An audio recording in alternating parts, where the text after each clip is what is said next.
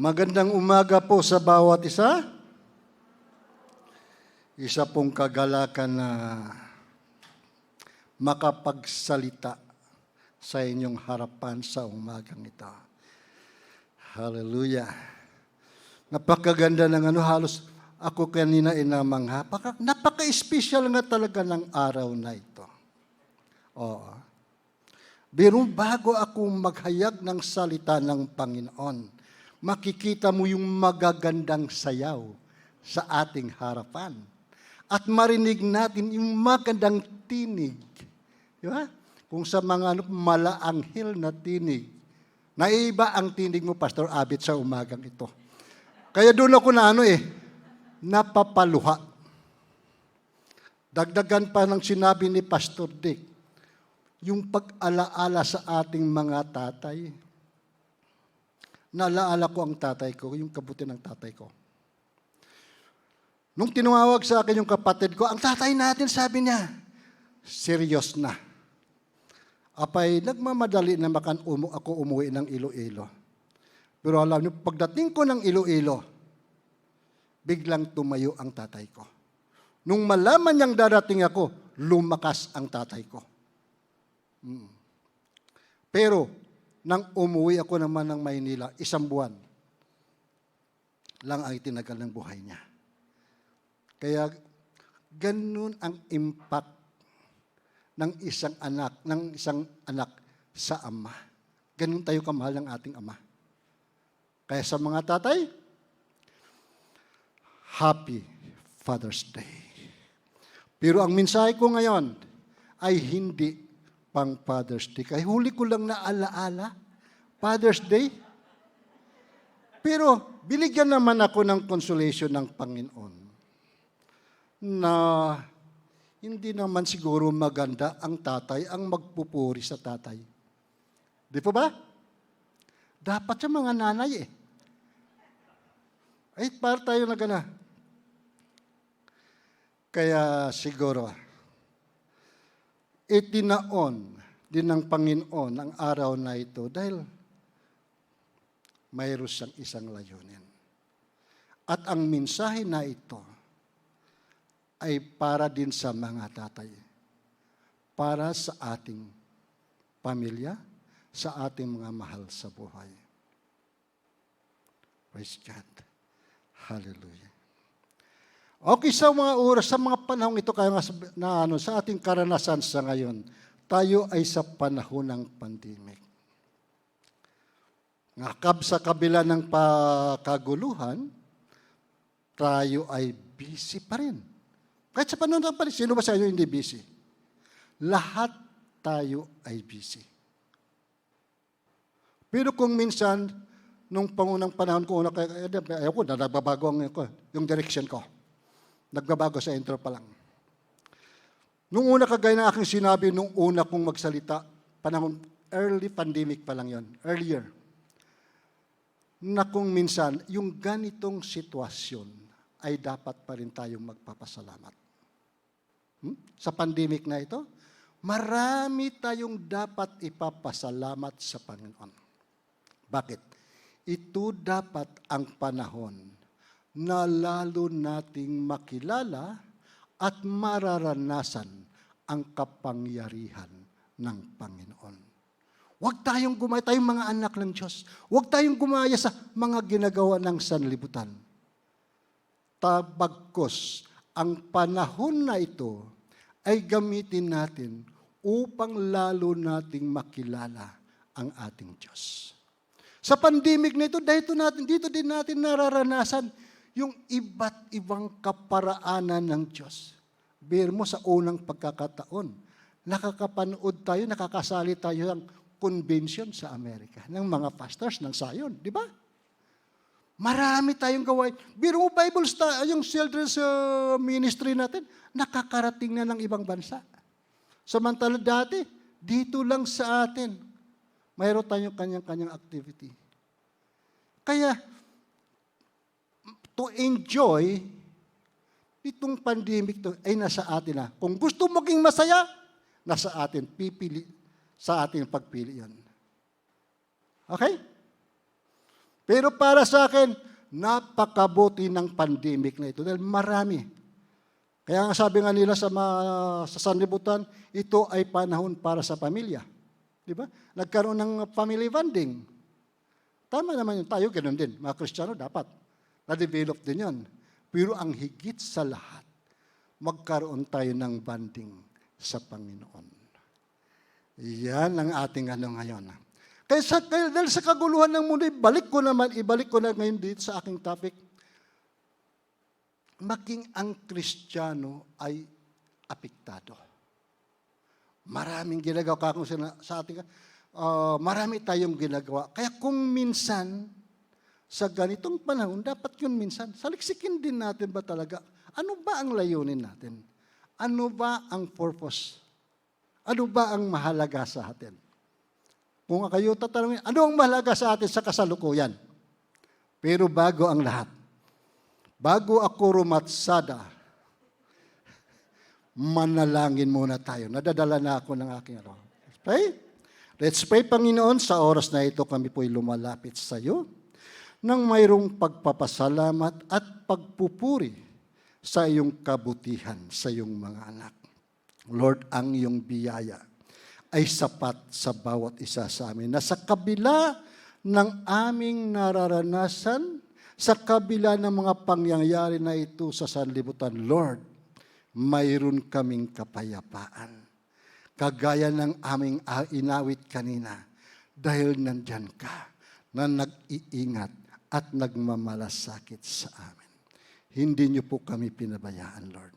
Sa kabila ng kahirapan, patuloy niyo po kami sinusuplayan ng iyong kabutihan at pagpapala. Salamat, Lord, sa oras na ito.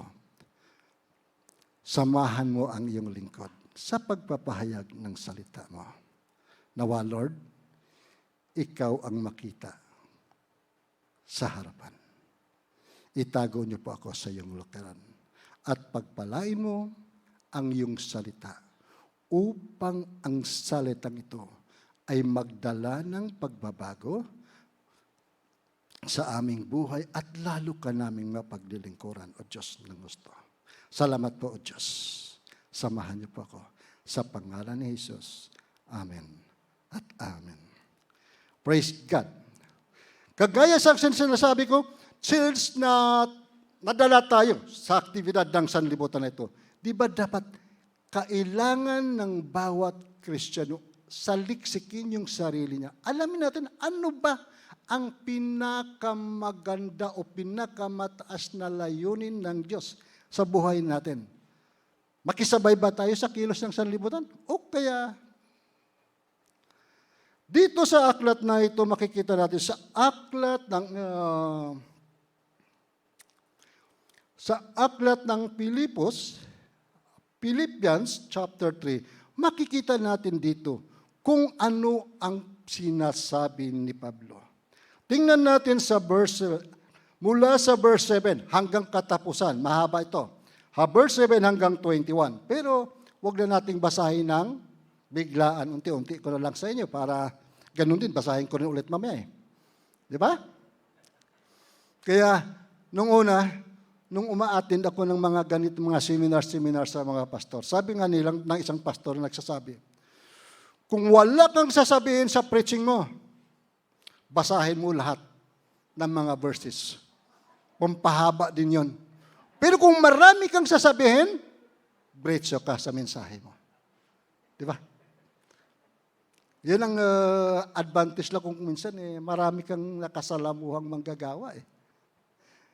Okay, ito na. Verse 7 sabi niya, ngunit dahil kay Kristo, ang mga bagay na maaari kong ibilang na pakinabang ay inari kong kalugihan.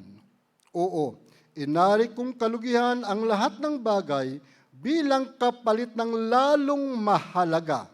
Tandaan, pakinggan natin, ang lalong mahalaga. Ang pagkilala kay Kristo Jesus na aking Panginoon. Ang lahat ng bagay ay ipinalalagay kong walang kabuluhan. Makamtan ko lamang si Kristo at lubos na makiisa sa Kanya. Hindi ko nangad na maging matuwid sa pamagitan ng kautusan, kundi sa pananalig kay Kristo. Ang pagiging matuwid ko ngayon ay kaloob ng Diyos, batay sa pananampalataya. Ang tanging hangarin ko ngayon ay lubusang makilala si Kristo, maranasan ang kapangyarihan ng kanyang pagkabuhay na magmuli, makihati sa kanyang hirap at matulad sa kanya, pati sa kamatayan, sa pag-asang ako may muling bubuhayin. Dito sa talatang ito, nakikita natin yung pinakamahalaga sa lahat na mahalaga. Mas mahalaga pa to sa diamante na nakikita sa South Africa. Ang makilala ang Panginoong Hesukristo. Kaya ito ang sinasabi ko, na sa panahon ng pandemic, huwag natin gugulin yung panahon natin. Okay, may plantita. Di ba? May halaman. Pero hindi lang sa halaman. May time sa halaman, may time tayo sa Panginoon. Maglaan tayo ng panahon, ng oras para sa Panginoon upang lalo natin siyang makilala ng lubusan. Kasi si Apostol Pablo, kung mabasahin natin itong talatang ito, kung tingnan natin ang kwento o kasaysayan ni Pablo, nang isinulat na yung aklat na ito, ay matagal na siya sa ministeryo. Kung hindi ako nagkamali, may narinig akong turo dito. Almost more than 28 years na si Apostol Pablo nung isinulat niya ang aklat na ito. Pero makikita natin na pagamat 28 years na siyang naglilingkod sa Panginoon, naroon pa rin yung kagalakan na makamtan si Kristo Jesus, na lalo niyang makilala si Jesus.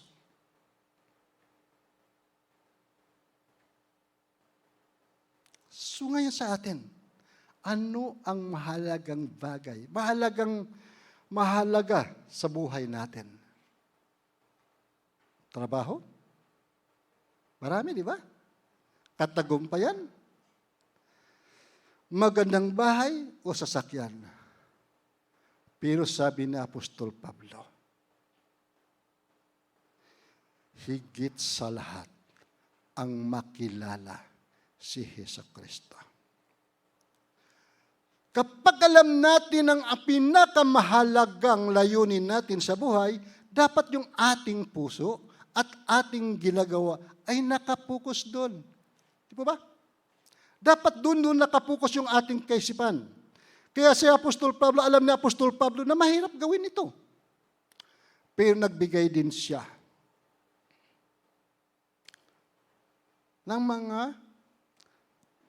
kaparaanan upang sa gayon marating natin ang kaganapan. Yung sinasabi ni Apostol Pablo na layunin ng Panginoon sa buhay natin ay yung matulad kay Kristo. At yun, di ba yan ang mission vision natin? Yung mission ng church? Ang matulad kay Kristo. Mahirap ko itong matagal ko ito.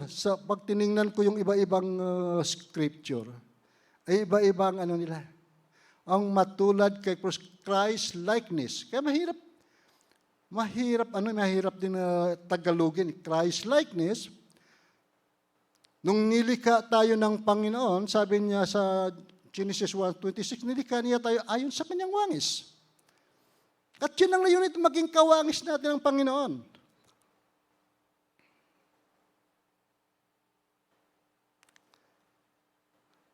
Pero yung wangis na rin nawala nung tayo, nung si Adan at Eva ay nahulog sa kasalanan. Kaya yan ang nais ng Panginoon, maipanumbalik sa bawat isa ang wangis ng Panginoon o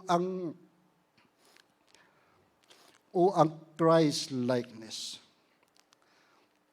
So paano tayo?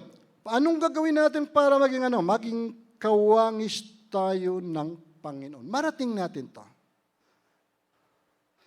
Dito sa ni Apostol Pablo, sa sulat ni Apostol Pablo sa Philippians, ay sinabi niya, Sa verse number 1, verse 3, may apat na prinsipyo na ibinigay si Apostol Pablo dito sa atin upang makamtan natin ang mga bagay na ito.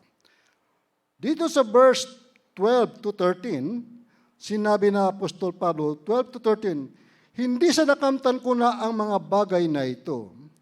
Hindi rin na sa ako'y ganap na. Ngunit sinisikap kong maisakatuparan ang layunin ni Kristo Jesus nang tawagin niya ako. Mga kapatid, hindi ko pinalagay na natupad ko na ang mga bagay na ito. Ang ginagawa ko ngayon, nilimot ang nakaraan at sinikap na makamtan ang nasa hinaharap. Dito sinasabi ni Apostol Pablo, kalimutan natin yung ating nakaraan. Para tayo marating ang kaganapan, kalimutan natin yung ating nakaraan. Ano bang nakaraan mayroon tayo? Marami tayong nakasulat doon kaso hindi ko mabasa. Kaya magtataka na ako reta. Pag tayo ko kanina, hinahanap ko yung sinasabi ni Ma'am Herda, yung relos. Nasaan? Ayun. Yun. Ay baka kako lumampas ako. Pero Ma'am Mandaline, kalimutan natin yung ating nakaraan, yung kabiguan. Kung minsan malaki, pabigat sa rin. Yung mga sakit na ating nararanasan, yung mga kasalanan, at maging yung ating katagumpayan. Dapat kalimutan natin, iwaksin natin yun. Kasi kapag ang mga bagay na yan ay dala-dala natin, hindi tayo lalago sa ating Kristiyanong pamumuhay. Ako nararanasan ko, pag sinabing katagumpayan, naranasan ko simpleng lang. Nagkaroon ako dati nung ako manggagawa pa rin ng church. Na-assign ako sa isang ministry. Sa umpisa, hirap. Pero nung kalagitnaan na, talagang doon ko nararanasan ang kapangyarihan ng Panginoon at ang yung kanang mga kilos. Kaya pagdating ng bandang huli, hinahanap-hanap ko yun. Maging sa ibang gawain, hinahanap-hanap ko yung presensya na yun. Kaya pag hindi ko nasumpungan, nanlalambot ako, nanghihina ako. Yun, hanggat dumating sa akin yung salitang ito, nakalimutan na natin yun. Tandaan natin, sabi, parang narinig, nangungusap sa akin ng Panginoon, na sa bawat panahon ay may kanya-kanyang gawa ang banal na Espiritu. Hindi ko mo ginawa natin nung una, nagtagumpay tayo. Gayon din ang gagawin na magtatagumpay din tayo sa kasalukuyan. Mahirap din. Iba-iba ang kilos ng Panginoon sa bawat panahon.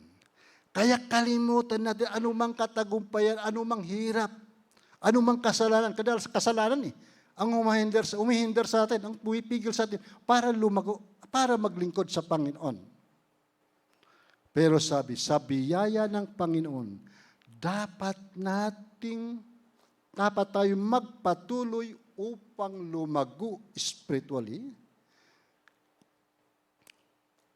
Dapat tayo ay patuloy na kumilos upang marating natin yung kaganapan, yung tinatawag nating matulad kay Kristo. Yun ang pinaka-target natin. Pangalawa, verse 16, una-una, kalimutan ang nakaraan. Pangalawa,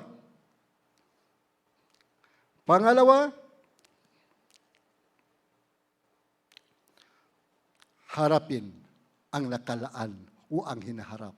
Abutin ang hinaharap. Verse 14 to 16, sinasabi niya rito, magpatuloy nga ako tungo sa kahangganan upang kamtan ang gantimpala ng pagkatawag sa akin ng Diyos sa pamagitan ni Kristo Jesus. Ang buhay na hantong sa langit, ganyan ang dapat maging isipan ng mga matatag sa panampalataya. Kung hindi ganito, yung paniniwala, ito'y ipaunawa sa inyo ng Diyos. Ang kailangan lamang ay ipagpatuloy natin ang ating mga nanututuan. Dapat magpatuloy tayo tungo sa kaganapan, tungo hanggat makamtan natin ang wais ni Kristo. Ano yung wais? Ito nagsasabi, yung karakter ni Kristo ay makita sa atin. Ano ba yung karakter ni Kristo? Incorruptible. Ito, nahirapan nila kung magtagalog nito. Incorruptible. Nahirapan ako, nagtatalo kami kung anong Tagalog nito eh. Pero hindi, alam niyo naman siguro na. Ano? Alam niyo na kung anong Tagalog? Okay, hindi ko na tatalagulugin. Okay, basta incorruptible.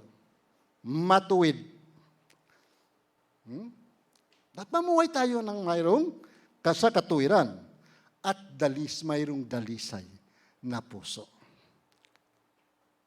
Sa talatang ito nakikita natin na inahalin tulad ni Pablo yung ating pagtakbo sa buhay Kristiyano sa isang atleta.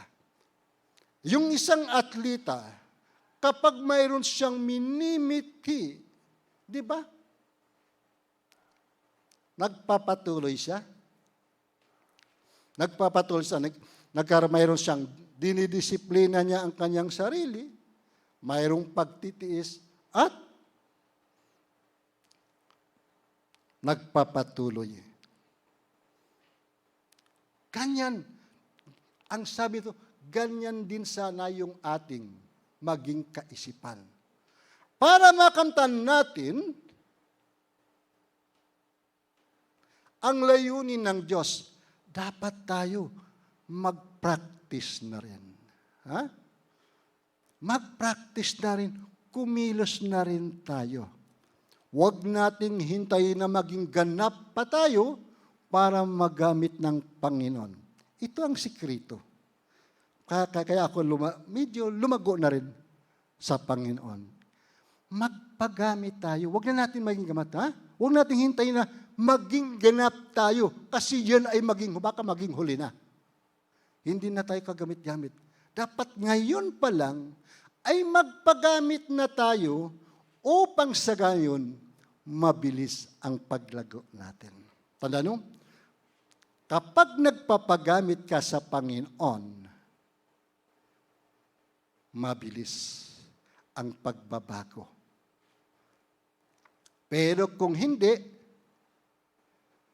aasa ka lang sa feeding sa iyo, na kuminsan, baka kakapusin ng nutrients ang espiritu mo. Kasi kapag nagpapagamit ka sa Panginoon, bago mo ibahagi, ay ikaw muna ang natututo. Ay paano, sabi mo sa akin, paano pastor? Ay wala pa naman akong alam. Ganito yon. Hindi na kailangan i-memorize natin yung Biblia. Bagamat kailangan natin basahin ang Biblia. Pero sa simulan natin kung paano at kung ano ang ginawa sa iyo ni Kristo. Di ba? Magandang ano yun. Mahirap ibahagi ang kabutihan ni Kristo kung hindi mo nararanasan. Pero kung nararanasan mo, madaling ibahagi yon. Unang-una, paano ko nakilala ang Panginoon? Ang sunod, nung makilala mo ng Panginoon, ano ang nararanasan mo? Di ba? Ganun lang kasimple. Makita natin ng ehemplo dito, yung Good Samaritan. Samaritan woman. Nung masumpungan niya at marinig niya ang mga sinasabi ni Kristo, nung bumalik siya, ibinalita niya yung ginawa ng Panginoon. Kaya nakita natin, marami ang pumunta sa Panginoon. Gayon din tayo. Huwag natin itago kung ano ang yung ating nararanasan. Pagkus ibahagi natin ito, lalong-lalo na sa mga mahal natin sa buhay. Ha? Huwag nating hintayin. Ang kailangan ng Panginoon ay yung katapatan at pagtitiwala natin sa Kanya.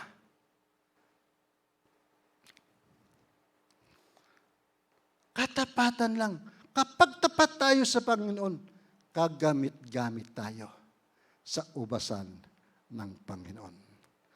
At gayon din tandaan natin, lumakad tayo bilang tunay na anak ng Diyos. Di ba nang makilala natin yung tinanggap natin ng Panginoon? Anong sabi? Ikaw ay anak na ng Diyos. Kinilala niya ito bilang anak ng Diyos. Kung ikaw ay anak ng Diyos, di ba dapat lumakad tayo bilang tunay na anak ng Diyos? Kalimutan na natin yung kasinungalingan, ang pagsisinungaling. Pagnanakaw, pandaraya, yung pandaraya, marami ito. Ito maraming ano dito eh. Maraming aspito ito eh. Sa mga nag-uopisina, kung minsan eh, yung sobrang gamit sa opisina, inuuwi sa bahay, sobra naman. Hindi maganda. Pangungupit pa rin yan. Naranasan ko na ako'y magtatrabaho eh. Yun ang pinakaano ko. Siyempre, purchasing ako. Part ng trabaho ko is purchasing. Kapag okay naman yun kasi hindi naman siya nagbigay bago ang project na ibibigay ko. Kung nagbibigay siya, after, kapag nag-deliver niya sa akin, yung pinapagawa ko, saka siya nagbibigay kung minsan, nagpapadala ng envelope. May envelope. Ano yan? Envelope pang merienda po. Ibalik mo yan. Binabalik ko. Hindi ko tinatanggap yun. Pero, kapag nagdala siya ng cake, okay yan. Bakit? Ay hindi ako nakinabang lang. Pinapaalam ko sa boss ko, boss, may pinadala sa anong dito siyang cake. Abay, ang boss ko man tuwang-tuwa. Okay, punta na tayo sa pantry. Sama-sama kami. Hindi ko sinasarili. At kung titingnan ko naman, hindi yun lagay para, kundi pasasalamat yun. Kasi after ng transaction, after ng delivery na, nung pinagawa ko bago siya nagbigay. Kaya, parang sa akin, okay lang.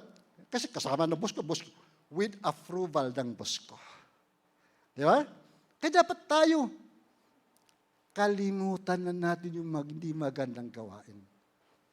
Ipakita natin na tayo ay tunay na anak ng Diyos. Hindi na nagsisinungaling, hindi na nagnanakaw, hindi na nangungupit. May mga bata dyan, nangungupit. Ha? Yung mga nanonood sa tahanan, kaya dandahan lang. Dapat na-control natin yung ating kaisipan at mayroon tayong disiplina sa ating katawan. Okay, pangatlo. Nakaparaan na hakbang para makamtan natin, para matulad tayo kay Kristo. Ang sabi dito sa verse 17 to 19, mga kapatid, magkaisa kayong tumulad sa halimbawang ipinakita ko sa inyo. Kami ang gawin ninyong huwaran. Masdan ninyo ang lahat na sumusunod sa mga halimbawang ito. Tulad ng malimit kong sasabihin sa inyo, at ngayon, luwa ang inuulit ko. Marami ang namumuhay bilang mga kaaway ni Kristo Jesus. Tama. Kapahamakan ang kahinatnan nila sapagkat ang dinidiyos nila ay ang hilig ng kanilang katawan. Ikinararangal nila ang mga bagay na dapat sana nilang ikakahiya at ang pinag-uukulan lang nila ng pansin ay ang mga bagay na panlupa. Ito, sinasabi diretso ka na, upang tayo ay matulad kay Kristo, dapat pipiliin natin yung ating makakasama. Yung makakasama natin lagi ay pipiliin natin. Dapat piliin natin yung kasama, ang makakasama natin is yung mga mabubuting tao. At sino itong mabubuting tao na to? Yung mga taong hindi okay, buksan ko na aking isang armas. Naalaala ko rin sa mayroong isang pastor nang gag-aaral sa London. Pagdating dito, ini-encourage na lahat ng mga membro na huwag gumamit ng laptop, cellphone. Kasi yan daw ay katamaran. Yung Biblia sa di ba Bible natin, may Biblia naman. Ang gusto niya, talagang para yung Biblia na ito. Kaya, pero ito, ay sakit ito, nakakapakipakinabang naman. Hindi naman depende yan sa paggamit natin. Ang sabi dito, maging maingat tayo sa pagpili ng ating makakasama.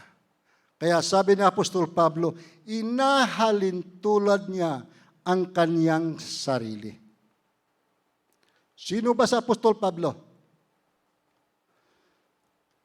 Nung bago siya nakakilala sa Panginoon. Sino sa Apostol Pablo sa kasalukuyan ng panahon na yaon? Ang nais ni Apostol Pablo na iparating sa atin kasi sinabi ng tingnan niyo ang aking ehemplo. Ito yung kanyang pagpupursige na makilala ang Panginoon. Ang kanyang pagpupursige masunod ang Panginoon. Ang kanyang pupursige upang matulad kay Kristo Jesus. Kaya ganun din tayo. Sana, nawa ganun din ang ating kaisipan na maging katulad ni Kristo Jesus. Kaya iwasan natin, pipiliin natin yung makakasama na, yung mga mentor, di ba? Nagmi-mentor. Yun ang dapat ng kasamahin natin. Lagi natin kasama. Yung mga discipler, nagba-Bible study, cell group. At hindi lang makakasama sila. Dapat umattend din tayo ng cell group at nag-Bible study, discipleship. Dapat ganyan. Kapag yan, doon natin itinalaga yung ating mga sarili, yung ating mga oras, nakakasiguro ako, mabilis yung ating paglago spiritual. Pero kung yung kasama natin masasamang tao, kung minsan na-e-influensya. Hindi lang minsan malamang na malamang. Ma-e-influensya tayo. Kung ang kasama natin lagi ay magnanakaw, malamang na malamang mauudyukan din tayong magnakaw. Siyempre nakita mo, pag nagnakaw sila, sagana, haya-haya ang buhay, panandalian lang. Kung dumating sa punto na medyo wala nang laman ng bulsa mo, makasama na nga. Diba? Ganun tayo. Kaya, na-influensyahan. Alam niyo mga kapatid, dyan din ang problema ko noon. May kunting akong testimony. Ganyan yung problema kung nung makilala ko ang Panginoon. Ang sabi ko sa Panginoon, paano na ako? Ganun, sino na maging kaibigan ko? Ay sa amin dati, sa trabaho, kami ang sentro ng inuman. Hindi naman ako lasinggo. Hindi naman ako umiinom lang. Napapasama lang kasi kasama mo, mga manginginom Hindi, napapainom din. Umpisa namin sa Senior Vice President. 2 manager at kaming mga staff. Kapag nagyaya na inuman. Kaya sabi ko, Panginoon, paano na ako? Lalo na kapag lumakad yung grupo, kinabukasan yan, tuwa. Ang saya niyan, nagbibidahan. Kaya paano, saan ko ilalagay ang sarili ko sa isang sulok? Pag nagtawanan sila, kwentuhan, baka, kung minsan maisip ko, baka ako na yatang pinag-uusapan. Ako na yatang pinagtatawanan. ay delikado na, baka mag-away-away na kami. Kaya panalangin ko sa Panginoon, tulungan mo ako. Alam mo, napakabuti ng Diyos. Kinabukasan, ito pakinggan nyo, ito mga totoo itong nangyayaka na to. Totoong karanasan to at hindi ko makakalimutan.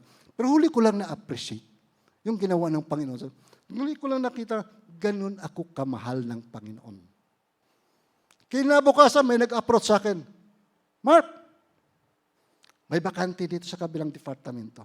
Gusto mo? Aba, oo. Okay. Ang problema, mayroong typing exam.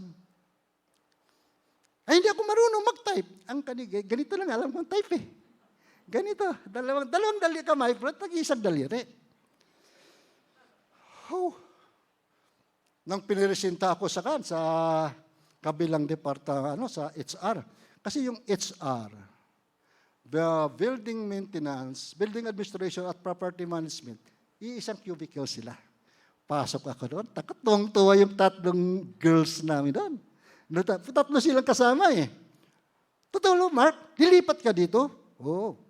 Pero mag-exam ka muna. Type ako. Pag tayo ng exam, silang naglagay ng papel sa typewriter.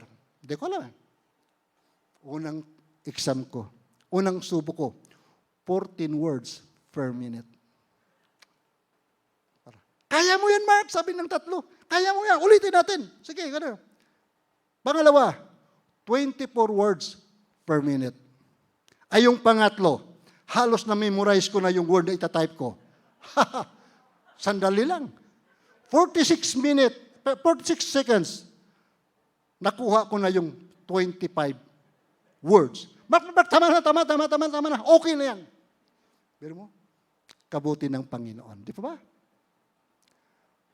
Pagsunod na araw, pinakilala na kagad ako sa Vice President, yung head ng department namin. Tanggap kagad ako. Doon, sa trabaho kong yun, wala akong amo. Vice President lang, wala akong ibang nakikialam sa akin. Sabi ng sekretary namin, Mark, si Mark dati tawag sa akin eh. Kasi Marcon eh. Mark, sabi niya, halika turuan na kita sa computer. Kasi magano yung kailangan kasi ang hawak ng trabaho, lahat ng property ng company, hawak ko yun. Sa purchasing, hawak ko rin. Aba kailangan pag namili ka ng computer, nag-uso ang computer nun eh. Kailangan i-record mo yan.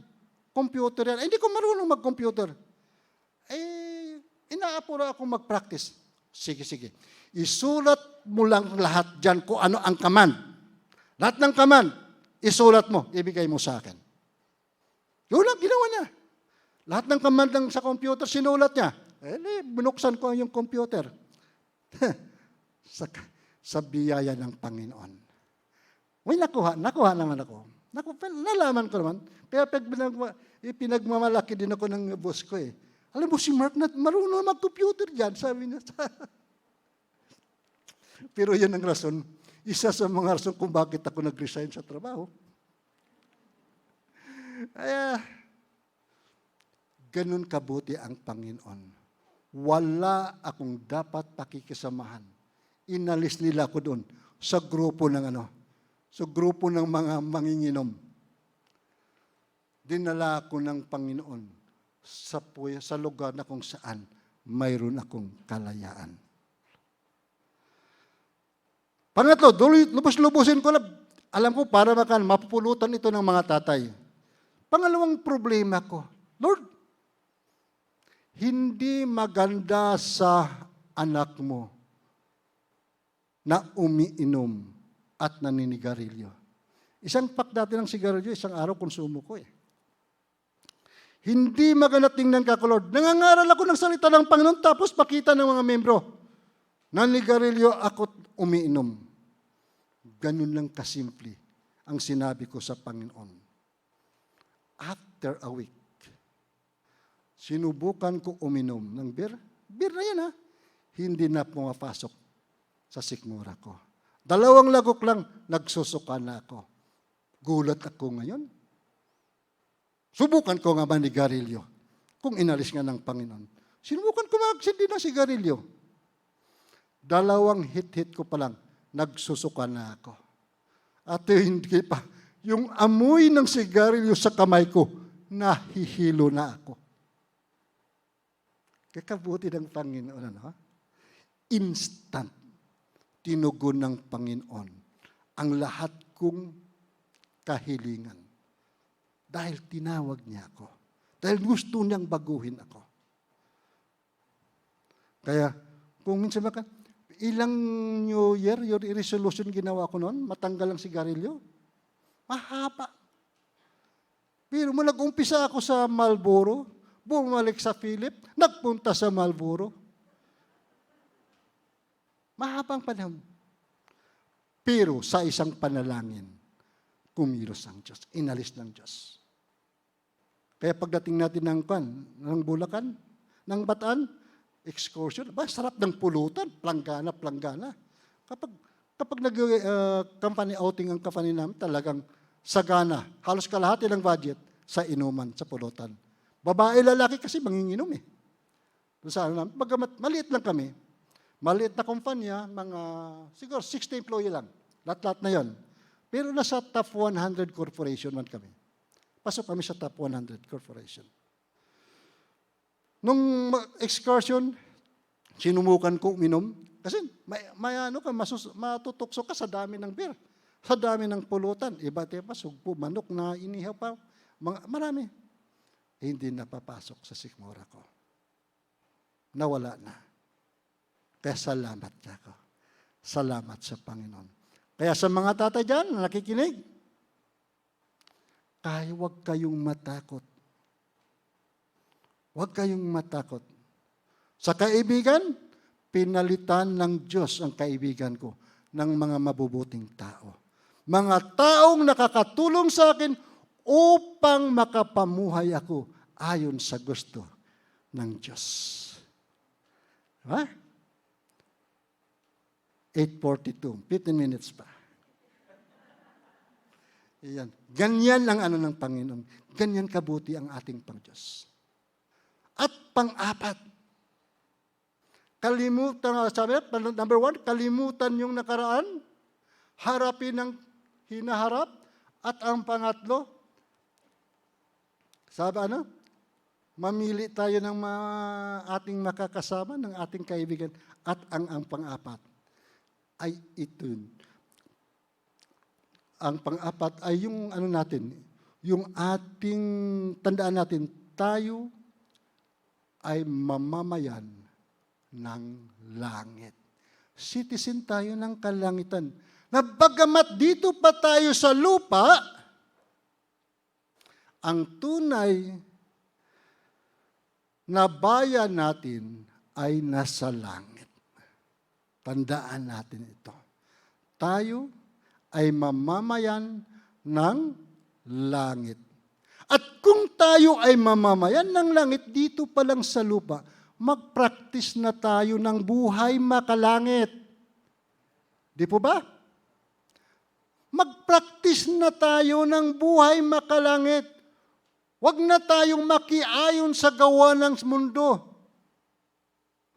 Magpatuloy tayo. Huh? Okay, titingnan ko. May ako dito eh. Yan.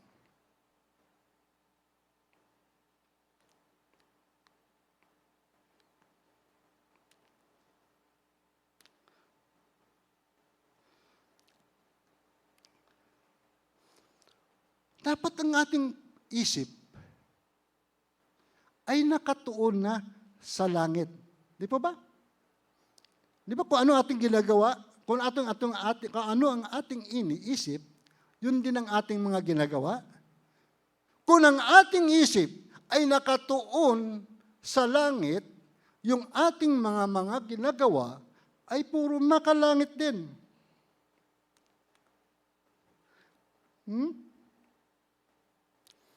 Kaya ang sabi nyo, dapat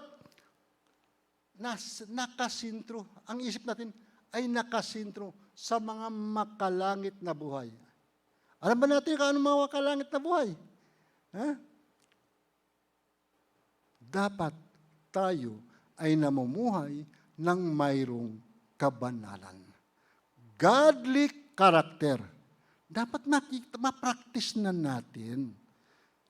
Mahirap mamuhay ng matuwid sa langit kapag hindi natin na-practice dito sa lupa. Dapat dito pa lang sa lupa, mag-practice na tayo. Dapat dito sa lupa, matuto na tayong magpuri sa Panginoon, magtaas ng mga kamay. Ito isa Ito isa sa mga nakakatuwang ano ko noon ano ko sa mga born again. Para ang mga born again, nung hindi pa ako na born again, parang si Raulo. Biro mo kakanta, sasayaw, magtataas ng kamay, mamamaya-maya, iiyak na. Di ba parang si Raulo yun? Pero, nung ako ay pumasok, napakasarap. Kahit pasasabi ko, di baling sabihin nila kung ako ay si Raulo, basta ako nakakatiyak na kay Kristo. Ha? Di baling si Raulo tawag ng tao sa atin, basta tayo ay na kay Kristo. Tandaan natin, ang buhay tayo ay manlalakbay lamang dito sa lupa. Panandalian lamang ito. Na kung ikumpara natin sa buhay na walang hanggan, walang ang katuldok yun . Sabi nga ni Pastor Dick, average life natin dito, 80. Bonus na kapag inabot tayo ng 100, 102, may nakita tayo 102. Bonus na yon. Pero kung ihambing natin sa buhay na walang hanggan, katiting lang yan. Katiting lang yan. Kahit dumanas man tayo ng anumang pagsubok, dapat huwag tayong sumuko. Magpatuloy tayo. Magpatuloy tayo. Mayroon ba ako na? Patuloy natin, pagsisikapan natin, ihanda ang ating sarili, yung ating espiritu sa puling pagbalik ng Panginoong Hesukristo. Yung maabutan tayo. Maabutan niya tayo. Pero, ang kailangan natin, maihanda natin yung ating sarili. Kaya, dapat, para maano natin maihanda yung ating sarili, ang sabi ron, kalimutan natin yung mga nakaraan. Huwag na nating isipin yon. May bagong nakalaan para sa atin. I-focus natin yung ating puso't isipan sa Panginoon. Di ba masarap na tumatakbo tayo, ang isip mo, pagdating natin sa finish line, nandun si Kristo na nag-aabot sa kamay mo. Welcome, dahil natapos mo ang journey na ito. Di ba masarap? At nakakawalan ng pagod yun kapag habang tumatakbo tayo, habang dumadanas tayo ng hirap, naiisip natin si Kristo. Nandyan, kagaya ng awit kanina, God, our Father cares for us. Hindi tayo pababayaan ng Panginoon. Anumang pagsubok, yung ating dadanasin, nandyan ang Panginoon na tutulong sa atin. Kaya, patuloy sa pagtakbo. Alisin natin yung mga kaibigan natin na laging nangungutya sa atin. Hoy, banal, banal, banal, banal. Di ba? Ganun lagi, di ba? Mga huwag na tayong may kamahiya. Tumakbo tayo. Sumama na tayo sa Bible study, sa cell group. O kaya kaya, mag-training na tayo kay Ma'am Herda para maging cell group leader na tayo. Naalaala ko may nakilala kong isang tao. Nung nakakilala sa Panginoon, ano siya? Masigasig siya sa gawain. Kaya ang problema, takot siyang ipahayag ang pagkakristyano niya. Kaya pag napunta ng Bible study, ang kanyang Biblia ay nasa kilikili. Laging may jacket yan. Tinatago dito sa kilikili. Sa una, okay siguro pa, sabi ng Panginoon. Taakon ko lang. Nung una, pinagbigyan ng Panginoon. Abay, tuloy-tuloy. Kaya ang ginawa ng Panginoon, nilagyan ng kulani sa kilikili. Malagay pa niya yung Bible niya? Hindi na. Nilabas na. Tawag ko, totoo yun. totoo yung kwento na yon. Biro mo, disyerto, naka-jacket, pupunta ng Bible study. Disyerto pa yun, ha? Nasa Saudi siya eh. Eh, siya rin nagkwento niyan, nang pumunta siya dito nung umuwi siya ng Pilipinas, kinuwento niya.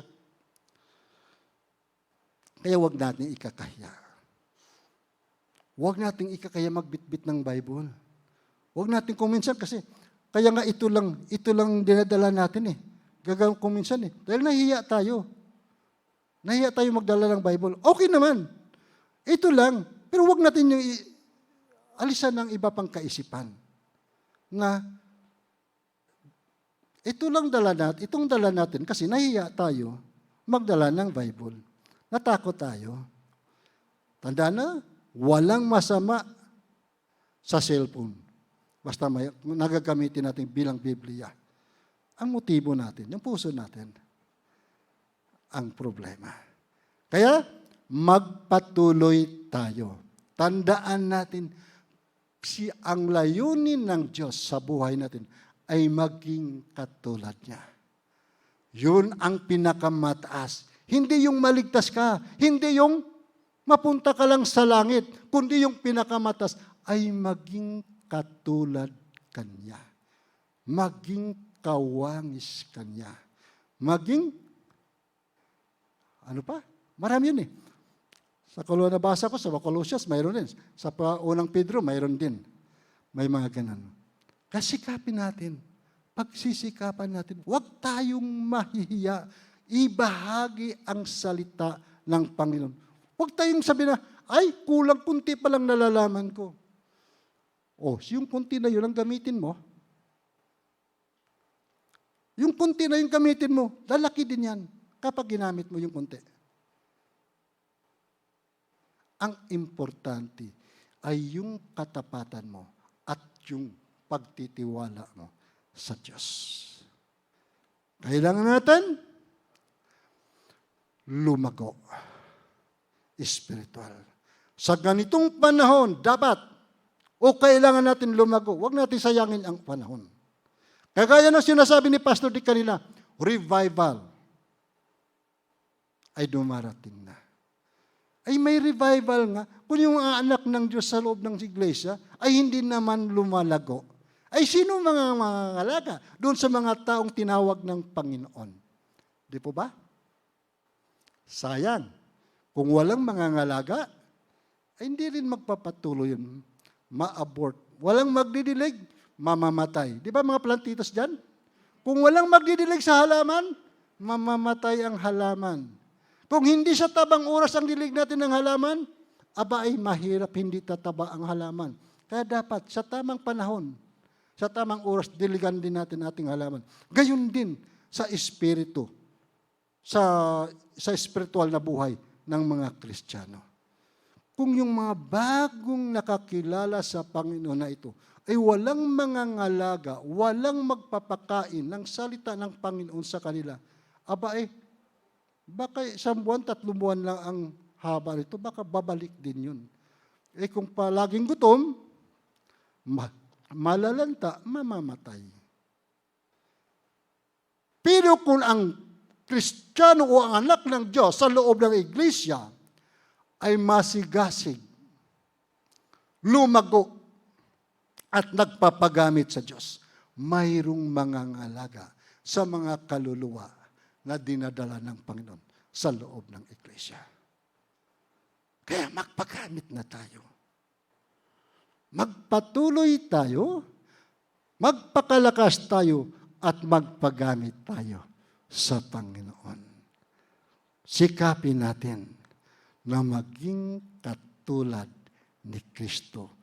Yun ang pinakamataas na layunin ng Panginoon sa buhay natin. Amen po ba? Praise God. Salamat sa Panginoon. Hallelujah. Lord, salamat sa iyo. Salamat sa mga salita mo na aming narinig sa mga oras na ito. Dalangin ko, Diyos, tulungan mo kami. Tulungan niyo po kami na maganap namin ang iyong kalooban.